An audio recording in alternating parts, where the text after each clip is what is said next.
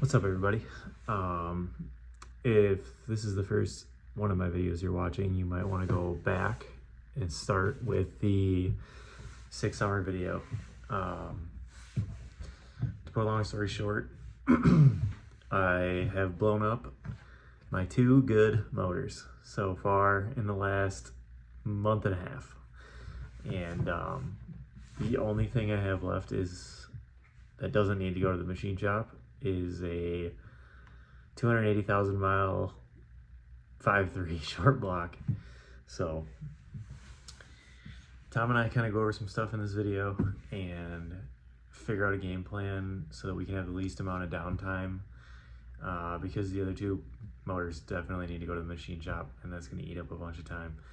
So to keep the car rolling and make some more hits and have some more fun, we're just gonna go back to our old roots and throw together a super budget 5.3 sloppy build. We'll go through it in this video. It's gonna be probably a 2-parter, but this is the first part, and we'll get to it, and I'll probably be popping in and out because I know my audio sucks, so I might have to explain some stuff. I do have some microphones coming, so bear with me on that. I know my audio sucks, so let's get to it. Error in the last video was that we wrecked all those Pack 1218 springs with the original hydraulic roller and lifter trays. Did we? Yep, it just had the 1.8 Elgins on stock lifters, like some stockish. Oh yeah, rods, yeah, you're right. Yeah. It wasn't the solid roller setup. You're right. I forgot. It just whatever the sloppy comes out to with 1.8s on it, which is like 620 or something like that. Coil bind or whatever those springs Yeah, are. it was not good. All right, to explain that a little better, Tom was explaining that in the last video I was mistaken.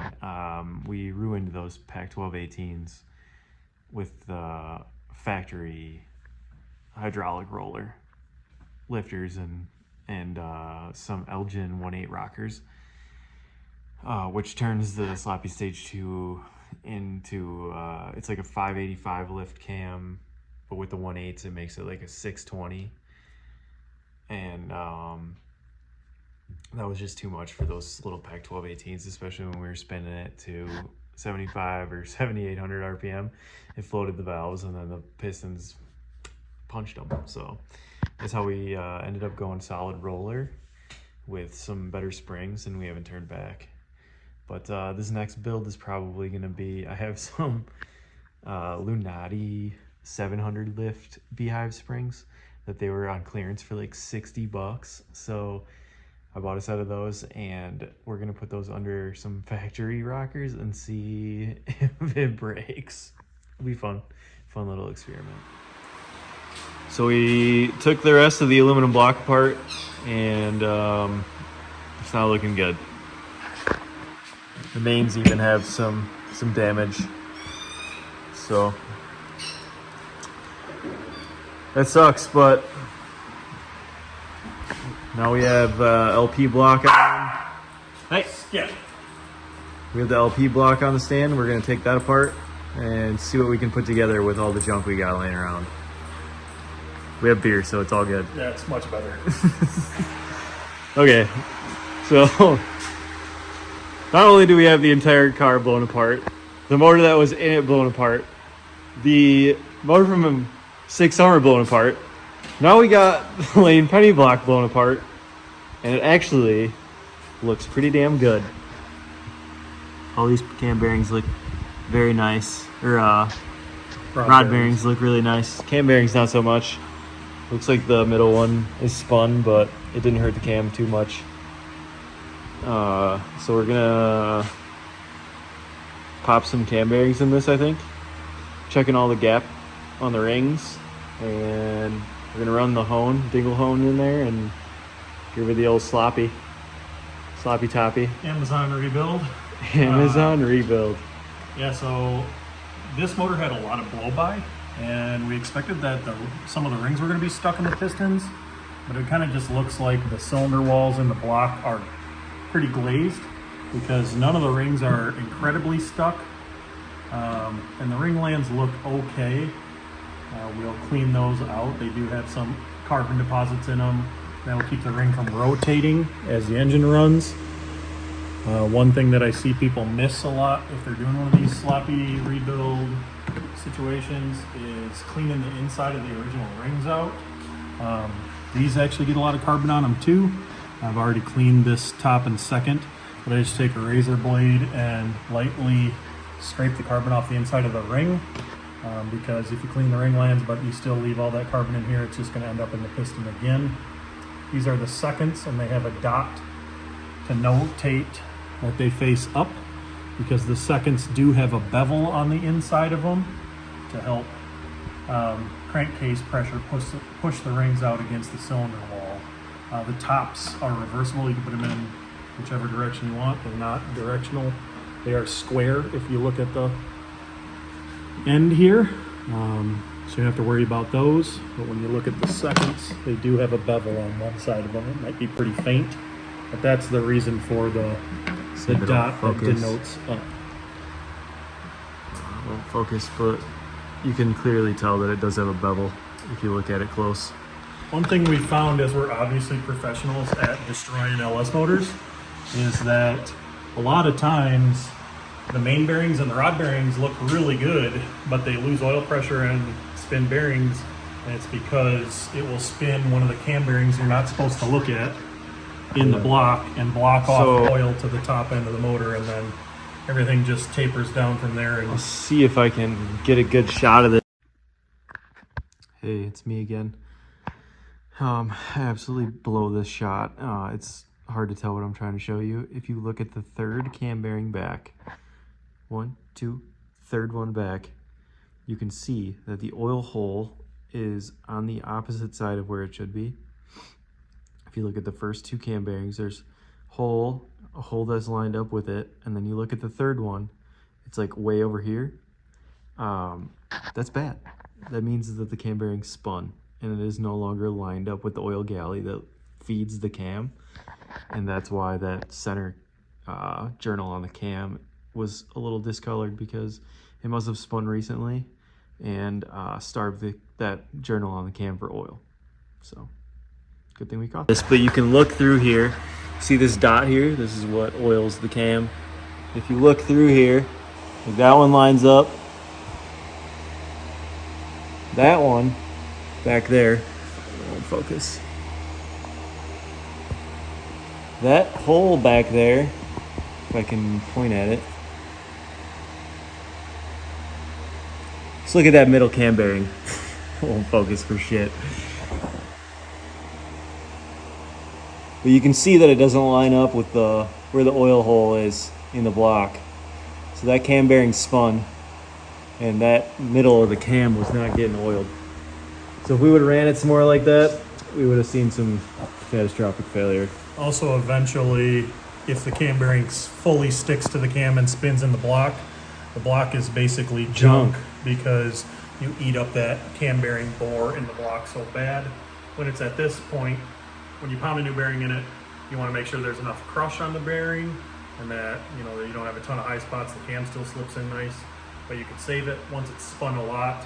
They do make oversized cam, outer bore cam bearings for repairs. But at that point, if you're going to line home the cam tunnel on your LS, it's really not a sloppy style fix anymore. Is it even worth it? Just get a different one for $300. A lot of LS motors die because people don't look at because they say, oh, don't look at the cam bearings and they're fine. They're not fine. Let me just show you another example. Basically, I use some naughty words and choice words here and say that these cam bearings look like butt and I would not use them. And there's a divot in that one, and you should look at your cam bearing. Run the ball home through this. Pound these cam bearings out, pound new cam bearings in. We're just going to check all the ring gaps, but at first look, they look plenty wide. I try to explain that I check the piston ring gap, and it's plenty wide. It's over 30 thousandths on the top and middle ring, so that's good to go. But yeah, I bumble and mumble about it. That's what I'm trying to say. Yeah, I just checked cylinder, or yeah, hole number 1, piston 1, and it was over 30 thousandths on the top and bottom. So they plenty. just look really glazed, like the rings don't have anything to bite to. They feel glassy. It would probably be better to put rings in this, but that doesn't sound like any fun. So these are fine. The stock GM stuff is really nice. I think a lot of times replacing the stock GM bearings is a mistake. Oh, dude, how many 300,000 mile LS motors have we torn apart and the bearings look like that? Like every one of them. The stock bearings are phenomenal. I don't know what they're made out of, but they're super hard. Hard dudes putting hard rock, and they are rock hard. And really durable. So honestly, if you replace the cam bearings and number all the bearings and put it back together exactly like it was, there's really no reason they can't survive. Old Faithful block had the original factory bearings in it. Everything else was gone through. And it had new pistons, rods, but we reused the factory bearings, and it lasted how long? How much did I beat? You can contest to that. Yeah, it's been together for a really long time. Obviously, the last video we took it apart, so it did stack up a pair of bearings, attributing that to oil pan issues. But it survived a lot of abuse that way. Also, last video, if you pay really close attention, it looks like when he loosens the pan up on the aluminum motor, the nicest motor, you see the front of the pan rock up. And then you can see Sandy even push on it, like, hey, is the pickup tube touching the bottom of the pan? I say something, but you can't really hear me because my audio sucks. And it really looks like that's what happened, because you put a lot less abuse to the aluminum motor, only a couple passes. And the bearings really look bad. You in the end of the last video look bad. So took this motor apart. You know, we don't want to hurt the really expensive motor. So this really needs a crank polish. Check the big ends of the rods for size. You can see this. Probably gonna have to at least buy a rod again. No, I think the rods are gonna be fine. Even the one that got real hot? Yeah, I think it's gonna be fine.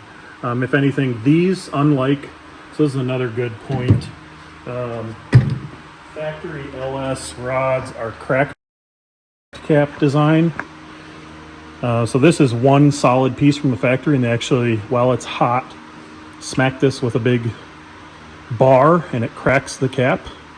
And that makes it so they fit together perfectly.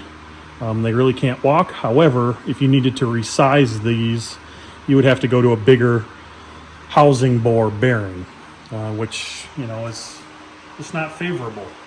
Whereas an aftermarket rod is flat on both sides of the cap and then has dowel pins to locate the cap to the rod. So we can actually, if you cut a little bit off of the parting line, that will shrink this down into an oval, and then you can re-hone it out to a circle and it'll be perfectly true again, which is probably what needs to happen with this rod, which does not have the bearings in it, but you see got some color to it. It didn't put the color on the outside of the rod, which is great. It's definitely savable. Actually, also, I didn't mention in the last video, but this rod bearing actually was spun. Yeah, it was stacked. It didn't stack it, but it spun it. Oh, okay. It took it sheared the tangs off of it, and it was... Yeah, and you can see what it looks like on this rod when the tang starts to go away. It starts peeling that off. You can see it here as well, peeling the tang off. And so that means it's trying to rotate the bearing in the rod. Luckily, we didn't try to push it any further than we did. Yeah, this will polish, and the You think it will? Oh yeah, it's gonna be fine. This one, obviously, you see color in this guy right here. That's the rod that the bearings really look bad in. But there's no, cursory feel. There's no variation in this. Whereas the crank out of Old Faithful, you can feel a definite loss on the inside of the crank as far as metal. So this motor, I would think you can get away with polishing this crank, maybe resizing the big ends of these rods and just put new bearings in it. That's probably all I would do. Old Faithful, I don't know if that crank is going to grind. We'll check it, but that one rod, that 3 and 4, both ate the crank pretty bad. We'll I probably don't know if that'll even clean at 20, so at that point it'd just be more cost effective to put another 5.3 crank. we'll probably just take one of that 5.3 crank I have up there and have T&B's And it'll probably need fix it. 2 rods because the Gen 4 rods, these are 3s, but the Gen 4 rods are also crack cap design, and we'd rather not have 5 rods in the engine that have a certain housing bore bearing and then 3 rods that take the oversized housing bore, so we'll just get a couple new or good used Gen 4 rods to make that motor whole again. I think it would. I think only 2. Yeah, I think it looks like only 2 of those are hurt. In the meantime, it seems like a lot of fun to slam some cam bearings in this pile, make sure the ring gap is good, and put it back together as cheaply as possible and just see where it'll go now that Sandy can explain to you what we seem to have found with the oil pans and what he can do to make that better in the future. So I kind of explained in my last video why this pan sucks so much, but to be honest, that placement isn't that much better. So we're probably gonna extend the pickup even further back and oval this out a little bit, maybe close this hole off and make the pickup sit probably about here in the pan instead of here, just to give us even more insurance, because I'm sick of blowing shit up because of dumb stuff. I will say that I do like the China pan better than the F-body pan, just because it's a little bit deeper, and the way the bottom of the sump It is a little deeper, isn't it? shape is, I think it would be easier to extend the pickup back farther in this pan, whereas this pan has a little bit of a step in the back. It's actually got like webbing that holds this. Yeah, I just so- feel like if we're gonna modify a pickup to fit in a pan and modify a simple baffle, That would be the pan easy to do it. too. We just add a couple inches to the straight part. And Correct. Move it back farther. I wouldn't even move the tab on yeah, I the was gonna say the main cap. And then when it's wide open throttle and the front end's up and everything, you're at least picking the oil up from exactly the farthest point back. The other thing that we'll definitely do moving forward is take a straight edge across the pickup and measure to the pan rail. yeah. And then what we want is that measurement to be the same as the measurement from the pan rail to the bottom of the pan. And then your gasket thickness is your clearance between the pickup and the pan. So that thickness of the oil pan gasket crush is probably 1/8 of an inch. And that's pretty good. Maybe we'll err on a little bit higher, maybe in the 1/4 inch range, just so we don't have too small of a space. It really looks like the aluminum motor pickup was stuck to the bottom of the pan, just stack up tolerance with a different block and pan gasket and everything. So something that we'll pay attention to in the future. That block is a little weird. It's so L33 blocks usually use Gen 4 style head studs, and that one used Gen 3 style head studs. It seems like a year brake disaster. Yeah, also doesn't have a revision for dipstick tube. Hey, it's me again. I don't actually even know if that aluminum block is an L33. If you know what that's out of, where it doesn't have a hole in the block for the dipstick tube, comment below. Thanks, love you, bye. About Chevy, because there's so many variances in aftermarket tin stamped steel pans, the stuff that we always check, but it being all cast flat surfaces, we kind Factory parts, you get a little complacent on that, and this time it seems to have bit us. It's typical, like, oh, this is going to be fine. We're Saturday afternoon slamming one together to make it to the track on Sunday, and now we're learning. So hopefully go back to the track with the pickup in the back of the pan, and then hopefully we have 3 spare motors. Maybe prove it out with this one that we don't love quite the so one much. that I won't feel so bad about if we mess it up.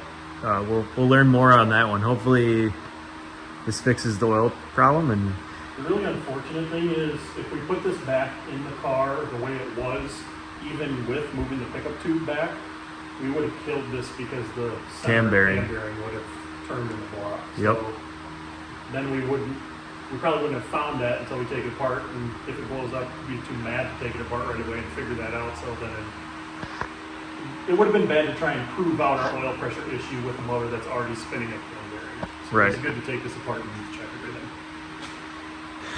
Cam bearings are cheap. We know a guy that's got an install tool, so shout out Josh Sally. And we'll slam some cam bearings in it. Put it back together.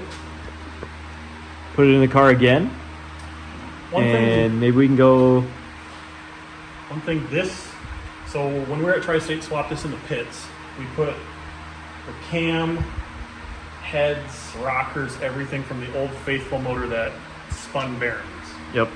And one thing that I think would be interesting to see, and when you guys should talk to us in the comments and say, do you want to see if we can put this together as cheaply as possible? You know. Hey, you can comment all you want, but I've already made the decision for you. We are going to put this together as cheaply as possible. I'm reusing the rings, reusing the main and rod bearings.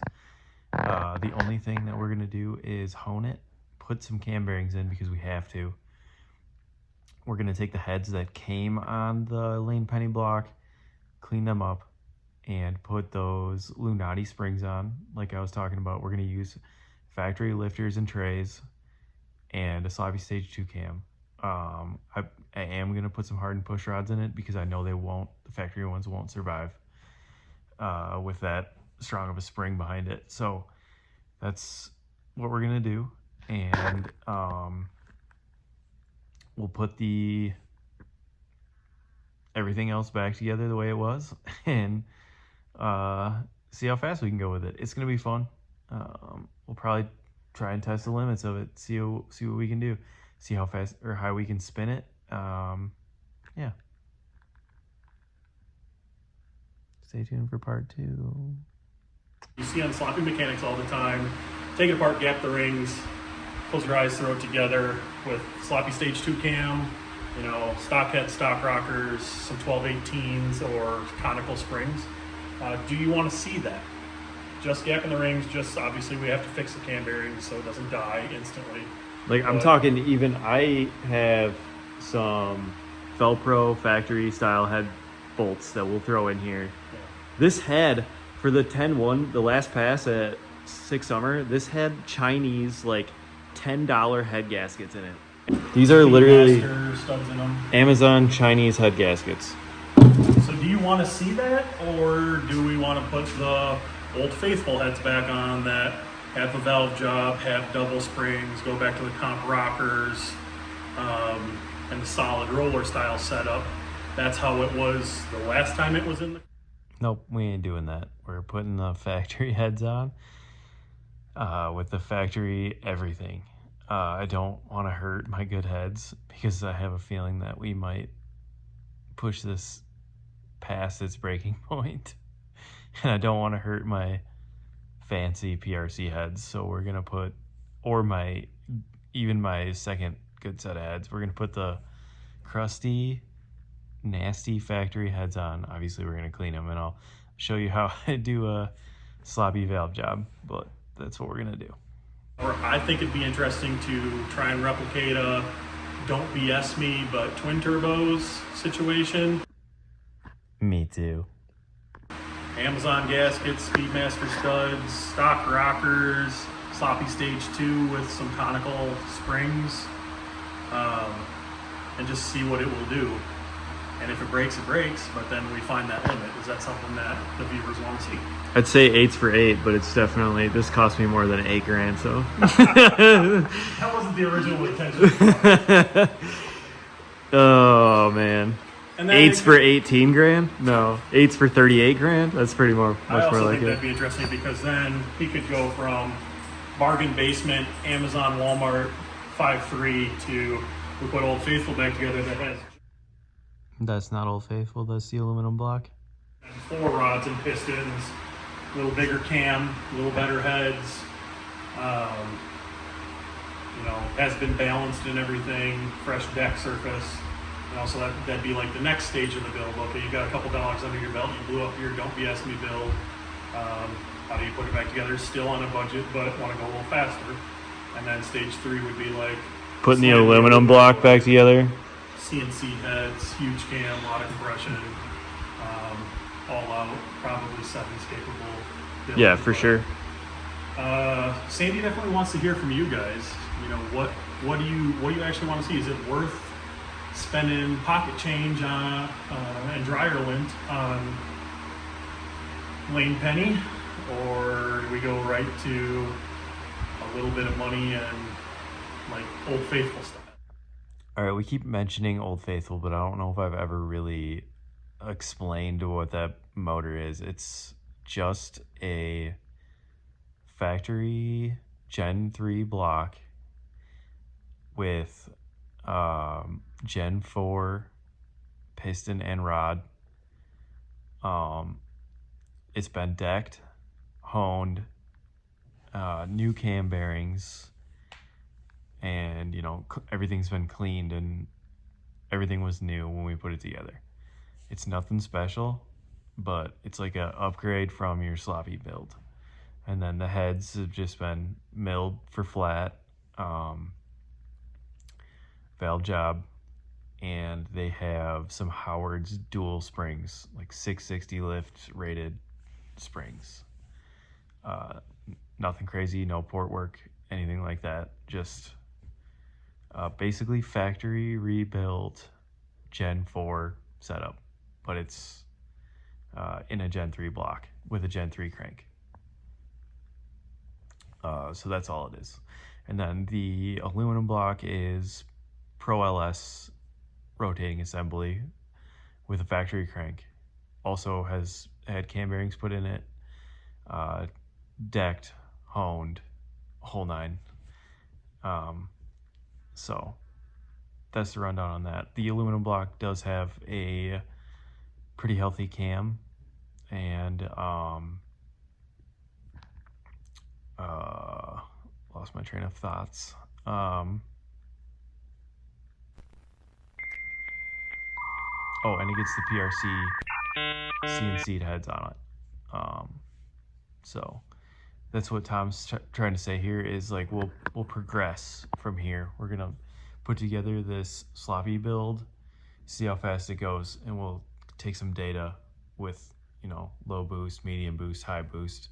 Then we'll switch to the Old Faithful block, which is just a Gen 4 block with a, you know, little bit better cam and still basically factory heads. And then we'll take some data there. Then we'll switch to the aluminum block and take some data there, and you can kind of see if it's actually worth it to put your money into buying all these fancy parts. Or maybe we just find out that sloppy is the way to go. So drop a comment below with what you want to see. It may end in flames no matter what we do. Oh, it will for sure. We're gonna test the limits of this block until it blows up. But maybe that's 8s. Yeah. It's too late to look at the cam bearings. We know about that. It's bad. So And we gotta at least do that.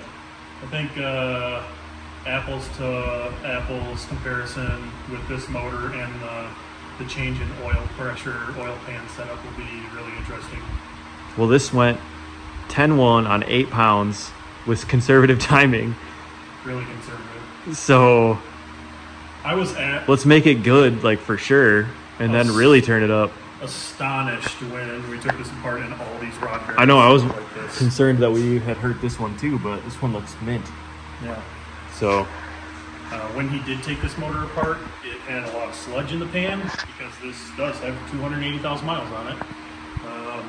And I don't think it saw a lot of maintenance. We noticed that when we took it apart and swapped everything at Earlville. So obviously in the lifter valley you can still see a ton of oil deposits. yeah, it was bad. And that's what the concern was when Joe and Sandy changed the oil in the Casey's parking lot on 6 Summer. Like, hey, this might die after we get a few miles on it. It keeps losing oil pressure, but it really looks like all the sludge was gravitating to the bottom of the pan. We changed the oil before they ran it at Byron. They ran 10-1, didn't really see any issues with it. Again, we're just concerned with all that oil migrating to the back of the pan with the F-body pan in the top of the picture there. So, Don't buy an F-body pan for your race car. not unless you're going to cut it Not off unless and you're going to move modify the it. back. Yeah. That's what we've learned. And that's the thing too. Okay, maybe we move this pickup to the back of this pan, and we still have top end third gear issues. I hope Then not. what's the next step? We're thinking like accumulator, maybe a more fabricated pan, things like that. But it'll be interesting to see like stage by stage, so you don't spend every last penny and dime on trying to make it dry something. While you're blowing up every motor you put in your car? Yeah. Lessons learned. Yeah. How come more people don't have this problem? Maybe we're just idiots, or I'm an idiot. I don't know. Maybe we're missing something here. I think Comment below if we're missing something here. I need help. I think we definitely missed with the aluminum motor with the pickup being so close to the bottom of the pan. Well, we as in me. You weren't here for that. Yeah, but it's any that could happen to any of us that are slamming your motor together after a couple tall boys. You don't assume that the oil pump pickup that you've used on 4 other motors is going to be Right. smashing the bottom of it. It's actually the exact same setup was on the last aluminum motor. We didn't have any issues with Right. it. We just melted a piston. Yeah, just That was a tune-up issue. Nitrous problems. And you ride the struggle bus in every direction.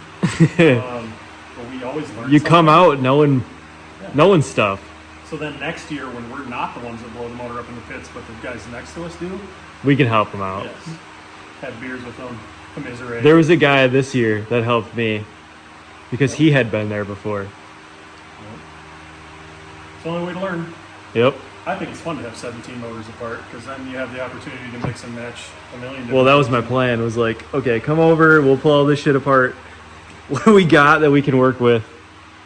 And it looks like the old $350, 280,000 mile Lane Penny block is gonna be our best bet. Yeah, and I think Amazon cam bearings and a borrowed cam bearing driver and hit her with a dingle and back to life. The Dirk Dingler. The dirt dingler. Maybe slam a little emery on that camshaft just so we don't have any high spots. Yeah. 'Cause you can It doesn't obviously feel see- too bad though. It just No. looks like it got a little warm, Yeah. but there's not like Yeah, I you can't catch obviously anything see, with my fingernails. So You know, in comparison to the journals next to yeah, it, it's dark. It was being starved for oil. It probably happened recent. It is wild to me that this probably had the exact same issue that Old Faithful did, and it survived 2 passes, and these bearings look mint. Whereas, See, I'm wondering. Old Faithful also had factory bearings in it, so factory bearings are good stuff. good. Yeah, there's definitely ways to get carried away on a junkyard build. We're not going to put rod bolts in this thing. Not going Fuck to do any no. of that weird stuff. Unfortunately, cam bearings is where you got to draw the line sometimes. I know Nichols motor, the reason that ended up coming apart is because it needed cam bearings. The best way to do it is bare block. But you don't have to buy rings, buy bearings, all this stuff. You can literally gap it, put it back together as long as the bearings look okay. Just for the love of God, look at the cam bearings because they obviously are ass. Yeah, not good. Also, if you can see copper on the bearing, replace it. They're cheap, and you probably have a buddy somewhere that knows how to do it. Somebody in your hometown probably has. Watch a YouTube video. There, yeah, there you go. Maybe We're about we'll to make one. on pounding in LS cam bearings. Stay tuned. We'll order some cam bearings, but But again, we want to hear from you guys. What do you want to see? Hopefully, you want to see some bargain basement cheap, pull it out of the dirt stuff because that sounds like a lot of fun. I kind of want to do that right now. Like let's back to our roots. Yeah. Back to old school shop. Who's got this? Who's got that laying around? Let's throw it together and go Sand- street race Yeah, people. with the sand block and some brake cleaner and put it back together. Look at just enough things that maybe it survives a little while. Let's put this cracked Holly Blue pump back together with some RTV and a couple Yeah. zip ties and Yeah, and then you'll go race some Hondas and Yep. make them cry. shift in manual pattern TH350 Backwards. with a precision forward pattern shifter on it. Good stuff. Shout out Mike Menninger back in the good old days when you were a gangster. Yeah, I miss you, buddy. All right, on that note, we got more beer to drink and more shit to check, and we'll update you when we get some cam bearings in this thing, I guess. So we had just a little bit more beer and came to the realization maybe we should push on that number 3 cam bearing and just see what happens. So you see Sandy's got his hand down in there. Might take both. Oh! Look at that. Oops. That's never supposed to happen. This is what kills LS's. Don't ignore your cam bearings. That was on its way to destroying the whole motor. You can look at how much it's galled there at the bottom. And then I noticed before he took it out, this oil hole that my finger is touching was basically straight up and down in that cam bearing bore. And you can see, if it'll focus, that there's no oil passage there because it's supposed to be rotated about 30 degrees to the bottom side. So, yeah. This back one doesn't look good either. I can't push it out, but it doesn't look good. Yeah, it looks pretty bad. Once we get them all out, we'll put an update in. But wow, I can't believe that hung on for a couple track passes. 10-1 with the cam bearing just free balling in there. When we get to here, we get oil. But we go over here and then there's no more oil again. So, sometimes it was okay. All right, guys, I ordered a bunch of stuff from Amazon, including some cam bearings, an entire gasket set, and I ended up buying my own cam bearing driver, and I think I have less than $125 into all of it. So I'll put in the next video exactly what I bought, but part 2 will be us assembling this thing and kind of showing you what we do when we put together something on a budget, like a hella budget. So stay tuned for that, and then we'll be doing some testing. So thanks for watching. Love you. Bye.